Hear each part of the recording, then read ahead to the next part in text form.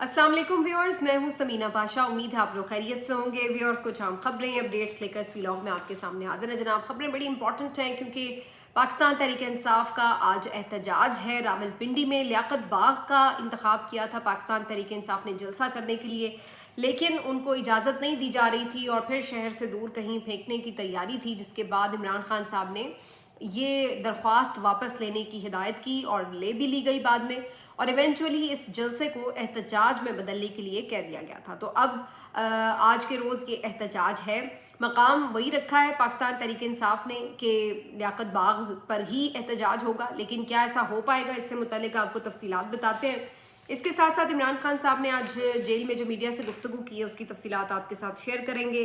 बात करेंगे कि एक पाकिस्तान तहरीक इंसाफ की सीट बच गई, लेकिन एक शायद नहीं बच पाई। वजह क्या है आपके साथ शेयर करते हैं। आगे जो अदालती मामलात हैं उसके हवाले से क्या खबरें हैं वो भी आपके साथ शेयर करेंगे। आज शहबाज शरीफ साहब ने जो अक़वाम मुत्तहिदा में तकरीर की है उसकी कुछ थोड़ी सी बातचीत होगी, और कुछ आर्मी चीफ की भी एक्टिविटीज़ हैं आज, उनको भी डिस्कस करेंगे। आपसे रिक्वेस्ट है कि चैनल को सब्सक्राइब कर लें अगर अभी तक सब्सक्राइब नहीं किया। तो सबसे पहले बात करेंगे जी पिंडी की, क्योंकि पिंडी है इस वक्त मरकज़ निगाह, और यहाँ पर पाकिस्तान तहरीक इंसाफ मोबिलाइज कर रही है, अपने कारकुनों को पैगाम दे रही है कि आपने एहतजाज के लिए पहुँचना है, आम लोग भी शामिल हों। और जलसा जो होना था पहले, अब उसको बाकायदा एक जलसा नहीं बल्कि एक एहतजाज में बदल दिया गया है। अब इसके लिए जो हुकूमत है उसने अपने इंतजाम शुरू कर दिए हैं। इंटरेस्टिंग बात यह है कि पीटीआई ने तो सिर्फ एक अनाउंसमेंट की है और जो इंतजाम है वो सारे हुकूमत करती नजर आ रही है। और इस वक्त हम देख सकते हैं, पहले तो इन्होंने दफ़ा 144 नाफिज कर दी है पूरे रावलपिंडी डिवीज़न में। उसके बाद इन्होंने क्या किया है कि जी सड़कें एज यूजुअल बंद करना शुरू कर दी हैं। मुख्तलिफ जो रास्ते हैं लियाकत बाग आने वाले उनको बंद किया जा रहा है कंटेनर्स लगा के। हालांकि हम वैसे ये देख चुके हैं कि कंटेनर्स का हाल क्या हो रहा है, लेकिन इसके बावजूद भी कंटेनर्स लगाने से ये बाज नहीं आ रहे। उससे जो ज़्यादा नुकसान होता है वो ये कि लोग तो जिन्होंने आना होता है वो आ ही जाते हैं, लेकिन दूसरी तरफ जो आम शहरी हैं रावलपिंडी इस्लामाबाद के, वो बेचारे जिस तरह से ख्वार होते हैं, सारा दिन जलील होकर रह जाते हैं, उसका कोई एहसास नहीं है हुकूमत को। तो बज़ाहिर ये एहतजाज के ख़िलाफ़ इसलिए नज़र आते हैं कि जी हमें दर्द रहता है कि लोग बड़े परेशान होते हैं, और इतना एहतजाज करने वाले लोगों को परेशान नहीं कर रहे जितना ये खुद परेशान कर देते हैं। तीसरी जो चीज़ ये कर रहे हैं कि लियाकत बाग के इन्होंने तमाम दरवाजे गेट्स ताले लगा के बंद कर दिए हैं, एंट्रेंस की किसी को इजाज़त नहीं है। चौथा इन्होंने ये किया कि इसके आसपास जितने भी होटल्स वगैरह, चाय के ढाबे और इस तरह की चीज़ें हैं, वो तमाम चीज़ों को इन्होंने बंद करवाना शुरू कर दिया है कि कोई आसपास आगे चाय भी ना पी सके। इसके अलावा ये भी खबरें आ रही हैं कि मेट्रो को बंद कर दिया गया है कल के लिए, और मेट्रो बस सर्विस कल अवेलेबल नहीं होगी। इसके साथ साथ इंटरनेट और फ़ोन भी एक दिन के लिए बंद करने की बातें गर्दिश कर रही हैं, और शायद इंटरनेट तो अभी से ही थोड़ा मुतासर होने लगा है, लेकिन ये भी इत्तलात हैं कि शायद फ़ोन सर्विस भी कल अवेलेबल ना हो। तो ये आपको सारे इकदाम चीख चीख कर इस बात की गवाही दे रहे हैं कि हुकूमत किस कदर खौफजदा होती है जब भी एहतजाज का ऐलान कर दिया जाता है पीटीआई की तरफ से। हत्ता कि जब इन्होंने बिल्कुल शहर से बाहर उठा के मवेशी मंडियों में भी जगह दी थी जलसे की, तो तब भी इन लोगों को इस बात का खौफ था कि लोग फिर भी पहुंचेंगे, इसलिए इजाज़त देने के बावजूद भी रास्ते बंद कर देते थे। और अब यही सूरत हाल इनको इस वक्त परेशान किए हुए है कि जनाब क्या होगा। सुनने में तो ये भी आ रहा है कि इवन एक्स्ट्रा सिक्योरिटी के लिए इन्होंने रेंजर्स को भी तलब कर रखा है, पुलिस की भी एक्स्ट्रा नफरी जो है वो तैनात होगी, और न जाने मतलब खुद ही एक ऐसा माहौल कर्फ्यू का बना के रख दिया है कि जैसे खुदा न खास्ता पता नहीं कौन सी कल जंग लगने वाली है। तो ये इंतहाई अफसोसनाक बात है। भाई अगर कोई एहतजाज कर रहा है जलसे, अव्वल तो इन्हें खुद ही जलसे की इजाज़त दे देनी चाहिए ताकि लोग आएँ, एक पुरसुकून जलसा होता है और लोग चले जाते हैं। तो इस तरह की कोई कैफियत बने ही ना कि किसी को परेशान होना पड़े, और ख़ुद हुकूमत के लिए भी शायद ये अच्छा हो, इसलिए कि उस तरह से हेडलाइंस में ना आप देखें कि जी कोई मारपीट हो रही है, कोई लाठी चार्ज है, कोई गिरफ्तारियां और ये वो, ये सब करके तो आप खुद उनका जो भी इवेंट होता है पीटीआई का उसको एक हाइप दे देते हैं। और अब जब एहतजाज होगा तो जाहिर है आप अगर वहाँ नहीं करने देंगे तो जहाँ जहाँ से लोग आ रहे होंगे वहीं वहीं आप क्रैकडाउन शुरू कर देंगे, तो वहीं वहीं खबरें और फुटेजेस बनना शुरू हो जाएंगी। तो जो एक हाइप चाहिए पीटीआई को वो तो आप खुद उन्हें प्रोवाइड कर देंगे। तो ये एक अजीब सी इनकी हिकमत अमली है हुकूमत की, जिसका नैरेटिव के हिसाब से देखा जाए तो बज़ाहिर हुकूमत को फ़ायदा नहीं होता, पीटीआई को फ़ायदा होता है, क्योंकि नैरेटिव उन्हीं का स्ट्रांग होता है। लगता है कि हुकूमत एक तो कमज़ोर है, परेशान है, और दूसरा ये भी अंदाज़ा होता है कि पीटीआई जो है वो शायद बहुत बड़ी कोई एजिटेशन क्रिएट करने जा रही है, जिससे हुकूमत को इतना ख़तरा है कि जी ये गिर जाएगी हुकूमत, और इस वजह से वो इसको खौफजदा होकर रोकने की कोशिश करती है। तो ये सारी चीज़ें हुकूमत की कमज़ोरी को ज़ाहिर करती हैं, बजाय इसके कि वो पीटीआई की कमज़ोरी को ज़ाहिर करे। तो इससे ये सारा इन्होंने माहौल एक दिन पहले ही बना के ऐसा लगता है कि उनके एहतजाज को पहले ही कामयाब करवाना शुरू कर दिया है।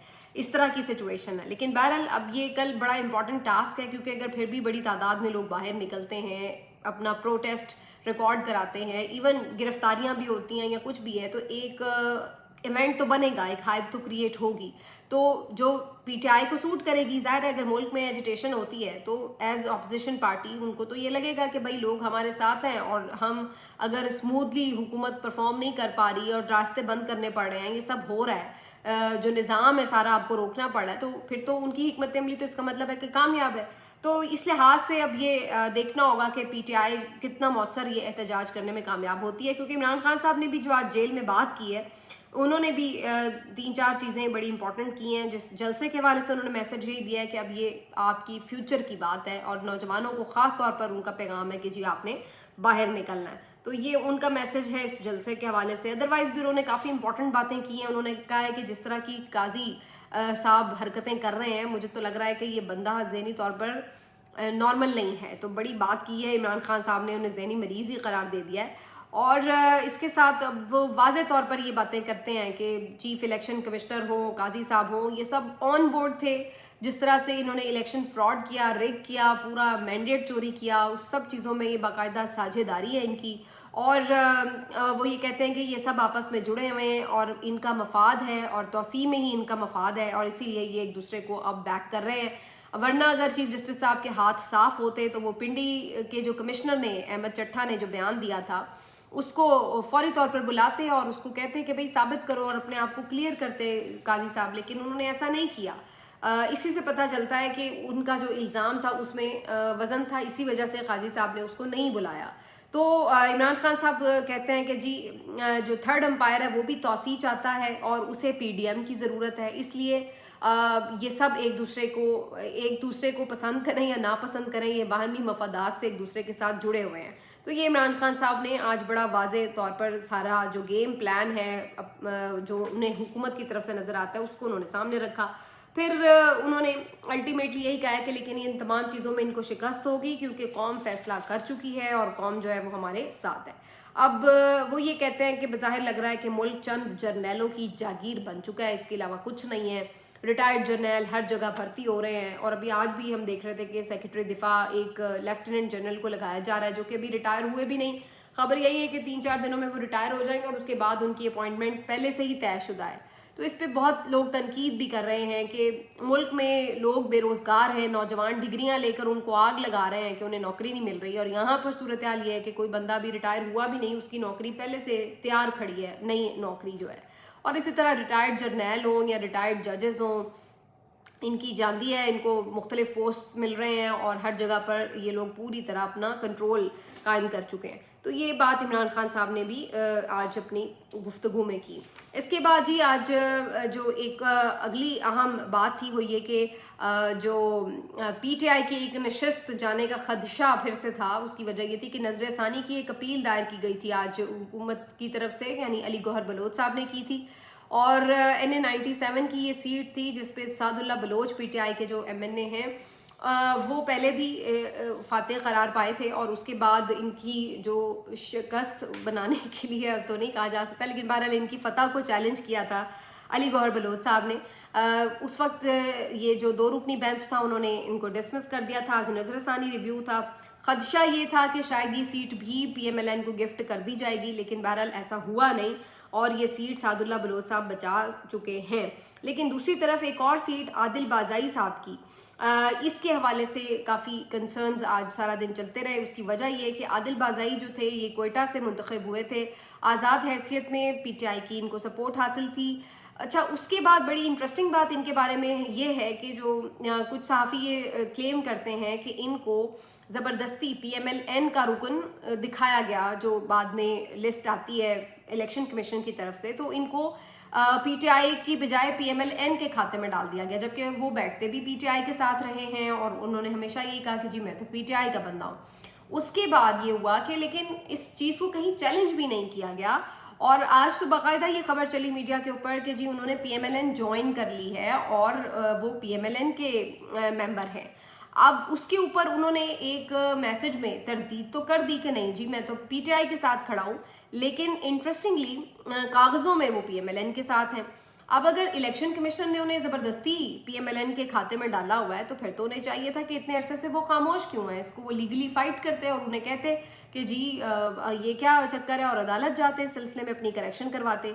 लेकिन ये भी एक इंटरेस्टिंग बात है कि इस मामले के ऊपर कोई बोले भी नहीं उस वक्त वो, और अब वो कह भी रहे हैं कि मैं PTI के साथ हूँ, तो ये एक अजीब सी खिचड़ी है। बहरहाल फिलहाल तो उनका जो नाम है वो नून की नशस्तों में रखा हुआ है इलेक्शन कमीशन ने। बाकी देखते हैं कि उनके साथ असल में मामला होता क्या है। कुछ ना कुछ खिचड़ी है जो पक रही है। बहुत सारे सहाफ़ी तो यही कह रहे हैं कि वो PTI के साथ हैं। अच्छा जी, दूसरी तरफ ये हुआ है आज के जो ये सारा नंबर गेम है उसकी वजह आपको पता है कि आईनी तरमीम। अब इसमें जो इंटरेस्टिंग फैक्ट है वो ये कि एक जो PMLN का बंदा आता है हुकूमत का, वो आगे कह देता है कि कोई आईनी तरमीम नहीं आ रही, दूसरा कह देता है आ रही है। तो ये खिचड़ी अभी जो है वो पक रही है। कोशिश ये है कि फर्स्ट वीक में हो जाए, क्योंकि सेकंड वीक में कुछ कॉन्फ्रेंस है शंघाई ताउन तंजीम के हवाले से, तो वहाँ पे एक्टिविटी में पाकिस्तान में ज़ाहिर है वो बिजी हो जाएंगे सब हुकूमती अहदेदारान। तो इसलिए कोशिश थी कि ये सारा मामला जो है वो फर्स्ट वीक ऑफ अक्टूबर में निमट जाए, जो कि मुझे तो निमटता हुआ नज़र नहीं आ रहा। मौलाना कैटेगोरिकली हुकूमत के साथ अभी तक नहीं है, और सलमान अकरम राजा साहब बहुत वाज़े तौर पर हर जगह बता रहे हैं। आज भी उन्होंने बताया है कि मौलाना ने उन्हें कैटेगोरिकली कहा है कि वो कोई भी ऐसी तरमीम में हुकूमत का साथ नहीं दे सकते जिसका कल को वो सामना ही नहीं कर सकते आवाम का जाके, और कोई बुनियादी इंसानी हुकूक के खिलाफ चीज़ें वो नहीं कर सकते। इसी तरह अब्दुल गफूर हैदरी साहब जो JUIF के, उन्होंने कहा है कि काजी साहब को तो हम किसी चीज़ में सपोर्ट ही नहीं कर सकते। वो कहते हैं कि जी उन्होंने जो नजर सानी मुबारक सानी वाला जो केस था उसमें जो फैसला दिया जानते बूझते, उसकी वजह से उन्हें खफगी है काजी साहब पे, तो वो कहते हैं हम तो इनको नहीं सपोर्ट करेंगे किसी भी चीज़ में। तो ये दो बातें तो बड़ी वाज़े आ गई, काजी साहब को भी सपोर्ट नहीं करना और इंसानी बुनियादी हुकूक जो हैं उनके खिलाफ भी नहीं जा रहे अगर JUIF वाले, तो फिर किस बात पे हमायत जो है वो हुकूमत उनकी लेगी। सलमान अकरम राजा साहब ने ये ज़रूर एक इशारा किया कि कुछ चीज़ें हैं मेरे माइंड में जो मैं एक मुसावदे की सूरत में मौलाना के साथ शेयर भी कर दूंगा, लेकिन अदरवाइज़ जो बहुत क्लियर है सलमान अकरम राजा साहब की जो आइनी तरमीम का ड्राफ्ट हुकूमत सोच के बैठी है जो हम तक पहुंच रहा है मुख्तलिफ तरीक़ों से, तो वो तो किसी सूरत भी ना तो आइन के साथ जा सकती हैं, ना उसकी बुनियादी रूह के साथ जा सकती हैं, और ना काबिल कबूल हो सकती हैं किसी के लिए भी। तो बहरहाल इसमें मुझे तो अब हुकूमत कामयाब होती नज़र नहीं आ रही, क्योंकि मौलाना अगर उनके साथ नहीं है, 63A का जो मामला है वो अभी सोचिए ना 30 सितंबर को भी लगाया गया है। अब उसमें जस्टिस मुनीब अख्तर साहब को शामिल कर दिया गया है। अब जस्टिस मुनीब अख्तर साहब अगर ऐन उस दिन उठ जाते हैं तो बेंच तो टूट जाएगा, फिर नया बेंच बनेगा, फिर उसमें कौन आएगा, ये अपने आप में एक सवाल है। तो इतना आसान नहीं है कि 63A की जी वो तशरीह बदल के रख देंगे 1-2 दिनों के अंदर अंदर, और फिर पहले वीक में ही अक्टूबर के आ भी जाएगी तरमीम और पास भी हो जाएगी। तो इतना आसानी से ये सब नहीं होगा, इतनी जल्दी थोड़ी है कि 2 दिनों में तशरीह बदल जाएगी और चलो जी काम आसान। मुझे इसलिए नज़र नहीं आ रहा कि अगर मौलाना उनके साथ नहीं है और 63A की जो तशरीह है वो अपनी जगह बरकरार है, तो फिर उस सूरत में हुकूमत के पास नंबर्स तो पूरे नहीं हैं। तो बज़ाहिर मुझे नहीं लगता है कि ये आइनी तरमीम शर्मिंदा ख्वाब होने जो है शर्मिंदा ताबीर होने जा रही है। तो ये इस पे जो है एक बड़ी वाज़ेह सूरत हाल है।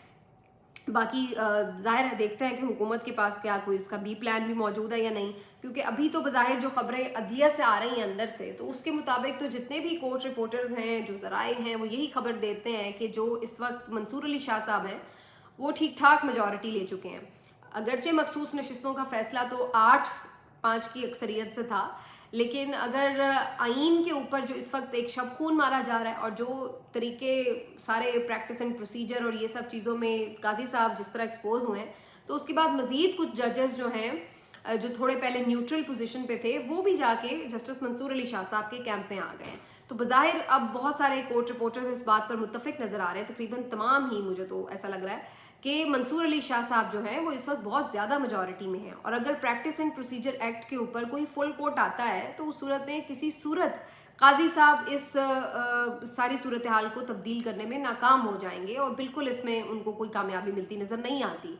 تو مجھے تو اب بظاہر نظر نہیں آ رہا کہ حکومت کا یہ پلان جو ہے یہ کسی طرح بھی کامیاب ہوگا. باقی لیٹس سی کہ ان کی پٹاری میں کوئی اور جال یا سازش ابھی تیار ہو چکی ہو تو کچھ کہہ نہیں سکتے. تو یہ جی صورتحال اس طرف رہی. اب آ جاتے ہیں کہ جو شہباز شریف صاحب نے تقریر کی ہے، اقوام متحدہ کی جنرل اسمبلی کا اجلاس تھا، یہاں پر آج شہباز شریف صاحب کی تقریر بھی تھی. اور شہباز شریف صاحب ظاہر ہے ہم تو ان کو اس لحاظ سے نہیں اپریشیٹ کرتے کیونکہ وہ ایک لیجٹمیٹ وزیر اعظم نہیں ہے ہماری نظر میں، اور ہم سمجھتے ہیں کہ ان کا مینڈیٹ بھی بالکل لیگل نہیں ہے، جائز نہیں ہے. لیکن جہاں تک ان کی تقریر کی بات ہے، بہرحال انہوں نے آج ایک بہتر تقریر کی اقوام متحدہ میں، اچھی تقریر تھی. خاص طور پر میں اس لیے اس کا ذکر میں نے صرف کیا ہے کیونکہ میں یہ ایکسپیکٹ نہیں کر رہی تھی کہ شہباز شریف صاحب اسرائیل کا نام لے کر باقاعدہ کوئی مذمت کر دیں گے. لیکن بہرحال انہوں نے یہاں پر تھوڑی پاکستان کی طرف سے جو ایک نمائندگی کی، اسرائیل کا نام لے کر مذمت کی، فلسطین کے ساتھ بھرپور اظہار یکجہتی کیا. تو اس طرح بڑے کانفیڈنس کے ساتھ انہوں نے اس چیز کو جو ہے ایڈریس کیا. تو یہ ایک بڑی پازیٹیو چیز تھی. پاکستان ایز ریاست جو اس کی ایک اسٹیٹڈ پالیسی ہے اس کے اوپر ہمیں کھڑا نظر آتا ہے.